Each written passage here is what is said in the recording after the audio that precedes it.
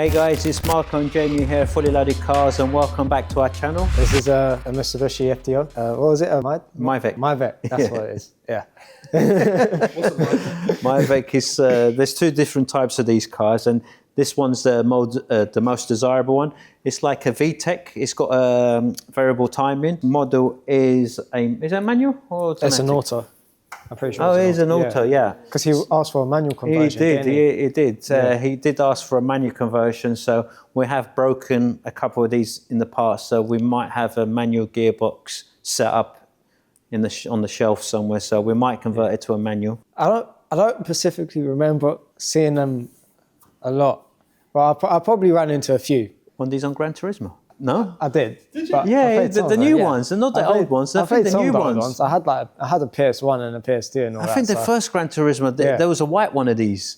I probably played. Yeah, I probably saw it on there as well. I think so. I think there might be. I'll have to dig up my PlayStation 2. Well, this client found us on YouTube. He saw our other restoration on an FTO, which we'll put a link up here. He saw the work that we did on that one, and he wants exactly the same thing done to this. He's had the car for around 20 years. You know, he loves the car to bits. It's always been garage, so I don't think rust-wise it's going to be as bad as the previous one we've done, because these do tend to rust a lot. So we're going to gut the whole car out. Me and Jamie will gut it out in a week. Then we'll take it next door to get all the paint off and start doing the fabrication. It's not that bad that it's going to need an open seam restoration. Some of them are really bad, like a couple that I've got around the corner. They're really bad. No, same colour. The guy, it's a nice colour. I like this colour. I like this colour as well. It's nice. So it's going to go exactly the same. Wheels are going to get refurbed.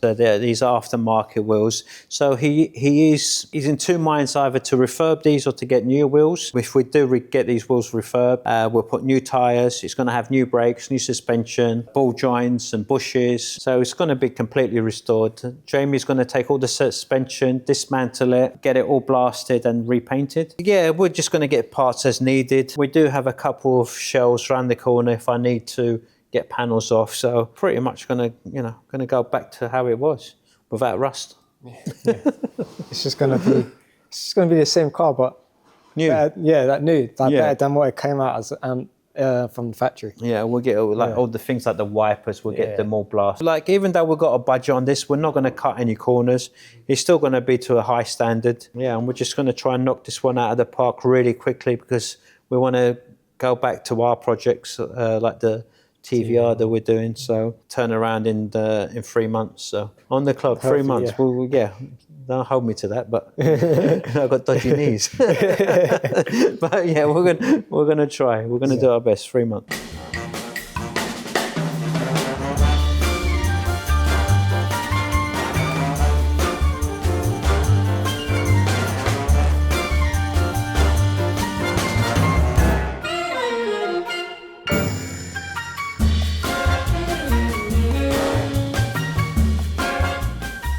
What I'm doing now is I take everything off, strip it for painting. I know a lot of people will just mask these up and just paint them in one complete bit, but we're actually going to take everything apart and do each part individually. I'm going to strip it and do it exactly the same way as it was a brand new part.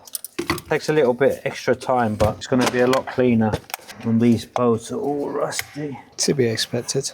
I don't know if you feel it. Put it directly in the bag, Jamie, so you don't lose anything. It's like, they feel like they're so easy to just break. You can mask these up and they look good, but if you look at the amount of dirt that's in there, when you're painting, all that dirt gets thrown back out onto the paint. I've got the only FTL pickup and the only convertible 4-wheel drive FTO. I'm a bit FTL mad, and I've got another one around the corner, exactly the same as this to restore. That one's just going to be a standard one. I'm restoring that back to a standard form. And we'll be able to get to all the edges. When they're together, you can't get to all the edges properly, and they start flaking off like this. This is one of the reasons they start flaking off. So Jamie will now clean these once the car's stripped, and then Jamie will wash all of these before we start actually prepping them. So all these will go into a separate box, and these will go into a separate box, and all of this will clean before we'll reassemble it. So this is all can go into one box.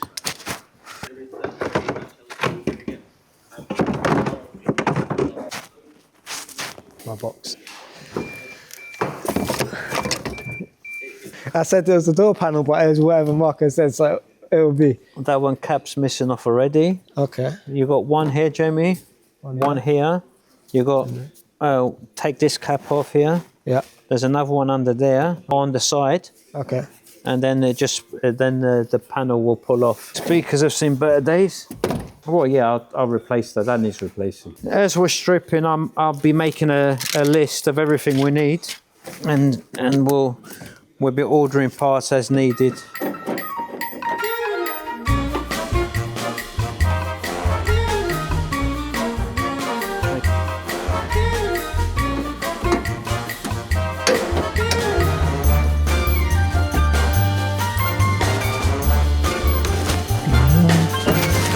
These little clips at night, they take it down. We're getting there.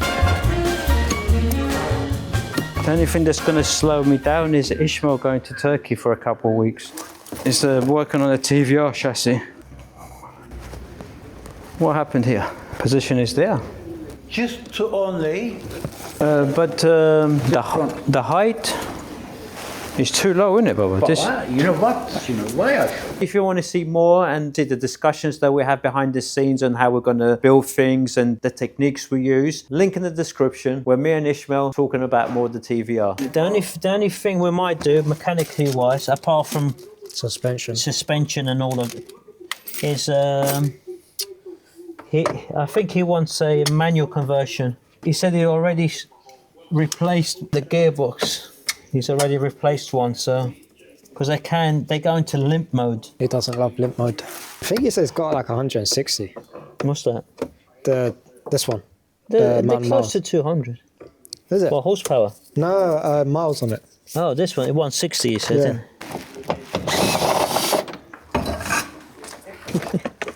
I think there's one on. There's a man with a cock on his shirt, or on his hat. What? There's a man with a cock on his hat came. Yeah, man. Losers! You are. What the fuck, man? This is why you shouldn't. You're gonna get abused. I'm pretty sure that's the only reason why you do come there. It was 4-1 on aggregate for them. Oh, you're getting too well for all of this, Jamie. Shut the fuck. And just this earth wire, where's this earth wire go to? Because I'm your only friend. Now that the dash is out and everything, we can get to all the wiring to remove the engine. The only reason I started with that is because we're removing the engine and gearbox in one go, and all the wiring for the gearbox is underneath the dash on the ECU. So you need to remove the dash to get to the ECU to remove the engine. So it makes sense just to remove the dash now before we put it on the ramp, because once it's on the ramp we can't. That's what I was looking at. It's the shadow. It's not no, it's been blown in. It's like a local repair, one of them local repairs.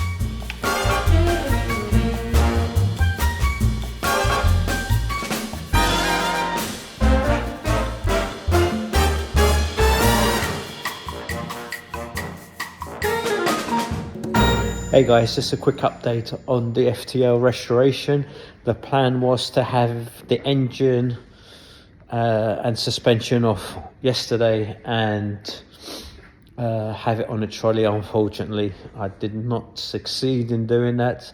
Every bolt was fighting me to come off. It was literally, I had to cut a lot of the stuff off. I didn't want to because I don't know how much of these bolts are still available. I did my best to try and save everything, and it just didn't work. So I will have to make a trolley, because all the trolleys that we have, they're on other vehicles.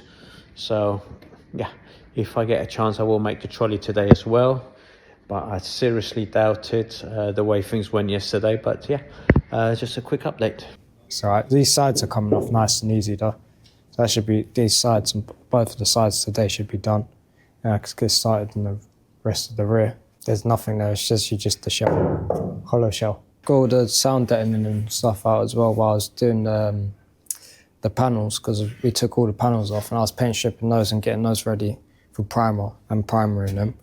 while he was getting all this stuff out. Yeah, it didn't take long at all. It's not really that difficult taking things out. It's putting stuff back in. Oh yeah, just a little bit. Yeah. And under it. It's rust everywhere. Is it as bad as you thought, or is it No. not too bad? It's not too bad. On the front wing and this door, it had a lot of work done to it. Or they had some work done to it. And I thought to myself, the front wing and the door, the rear's probably would have had some work done to it, and it has a load of filler on it. Which ain't a bad thing, but I just had a feeling that the rest of the panels on this side had filler. And Is that all filler, all of that? yeah, a lot of this is filler. This is all filler. There's filler here, filler down here, some filler on the sill. So we found some rust around the edge of this boot, and reason being they're just water collection points. The hose that drain the water are in the wrong position from the factory, and it just collects water around the edges, and they all tend to rust like this. Same with the doors. So I've left acid over the weekend. Some of it, the acid has killed, and sections like this I will have to replace. But very important that if you see any rust on underneath the seam sealer, we always remove the seam sealer around the edges of the doors and the boot and the bonnet, because if there's any signs of rust under the sealer, and then you're guaranteed to find rust on the inner edge like this.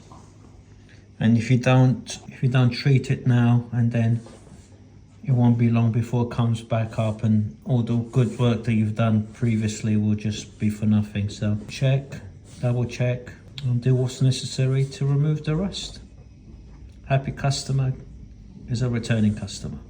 Thanks for watching episode 1 of the FTO restoration, and we're on day 9, and we managed to get the shell completely stripped. The panels have been stripped and are in primer. We are on schedule for the 3 months deadline that we put on ourselves, and yeah, hopefully we'll make it. He's already got it.